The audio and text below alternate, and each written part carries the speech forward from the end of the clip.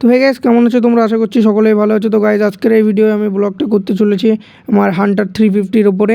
তো গাইস, এটার পুজো দেওয়া হয়ে গেছে আর এটার পুজো দিতে গেছিলো আমার দাদা।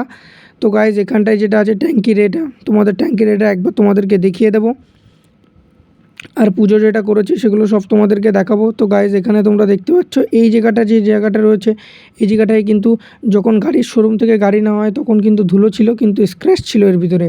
তোমরা যদি নাও তখন চেক করবে। আর এখানে দেখতে পাচ্ছ হেডলাইট। তো গাইস, হান্টারের এই হেডলাইটে কিন্তু নতুন আপডেটেড হেডলাইট। এর আগে যে হেডলাইট ছিল সেটা কিন্তু হান্টারে ছিল না।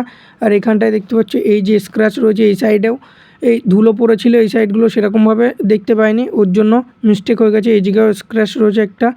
আর এই যে সাইলেন্সার পাইপের এখানেও একটি স্ক্র্যাচ রয়েছে। তো তোমরা যদি নাও তো সেরকমভাবে চেক করে নেবে যদি কেউ হান্টার কেনো বা অন্য কোনো গাড়ি, আদার্স গাড়ি কিনতে চাও। আর এখানে দেখতে পাচ্ছ রয়্যাল এনফিল্ড হান্টার 350 লেখা আছে। ট্যাঙ্কির এইসব জায়গাগুলোও কিন্তু স্ক্র্যাচ থাকতে পারে, যে শোরুম থেকে নিচ্ছ কোনো স্ক্র্যাচ থাকবে না সেরকম কোনো কিছু না, তো এরকম কিন্তু থাকতে পারে। তো তোমরা ভালো করে চেক করবে। আর হেডলাইটের এখানটায় দেখতে পাচ্ছ আর পুজো দিয়ে দিয়েছি। ওই যে তোমার কুলপুকুর মন্দির রয়েছে মা কালী ঠাকুরের, সেই কুলপুকুর মন্দির থেকে আর হেডলাইটের ওপরে দেখতে পাচ্ছ কত সুন্দর করে দিয়ে দিয়েছে। তারপরে তোমার যেখানটায় পিক আপ দেখায় সেখানটায়ও ভালো করে দিয়ে দিয়েছে, আর ইন্ডিকেটারগুলো দিয়েছে। আর সামনে দেখতে পাচ্ছ কত সুন্দরভাবে কিন্তু কুলপুকুর ঠাকুরের যে ব্রাহ্মণ রয়েছে, ঠিক আছে, মা কালী ঠাকুরের সেই ব্রাহ্মণ কিন্তু খুব সুন্দরভাবে দিয়েছে। আর হেডলাইটের মধ্যেখানে দেখতে পাচ্ছ রয়্যাল এনফিল্ডের আর লেখা রয়েছে একটা, খুব সুন্দরভাবে। আর যখন তুমি স্টার্ট করবে তখন ওর উপরেরটা জ্বলবে এবং বর্তমানে নিচেরটা জ্বলছিল।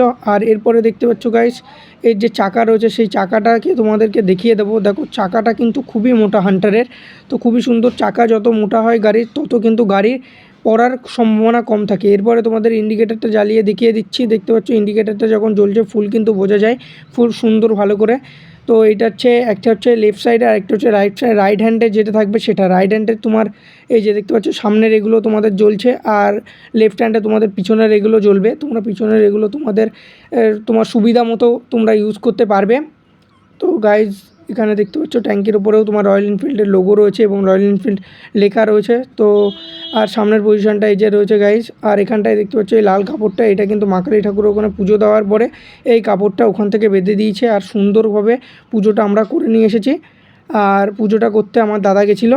আর এখানটায় নাম্বার প্লেট রয়েছে, নাম্বার প্লেটের ওখানটাও কিন্তু একটা লাইট রয়েছে। তো গাইজ, আমি একটা কথাই বলবো, তোমরা যখন কিনছো গাড়ির চারি সাইডটা ধুলো থাকতেই পারে, ধুলোটা গাড়ি ধরো অনেক দিন এনে রেখে দেয় রাস্তার রোডের সামনে, কিন্তু সেহেতু তোমরা চেক করে নেবে, ভালো করে চেক করে তারপরে কিন্তু গাড়িটা কিনবে। তো গাইজ, আজকের ভিডিও এই পর্যন্ত। চ্যানেলে নতুন হয়ে থাকলে অবশ্যই চ্যানেলটিকে সাবস্ক্রাইব করো।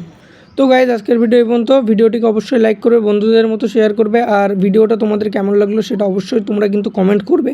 আর তোমরা যদি নতুন কোনো গাড়ি কেনো, কুলপুকুর মা কালী ঠাকুরের মন্দিরের ওই আশেপাশ থেকে যারা তোমরা ভিডিওটা দেখছো তারাও অবশ্যই কমেন্ট করবে। তো গাইজ, আজকের ভিডিও এই পর্যন্ত। দেখা হচ্ছে নেক্সট ব্লগে।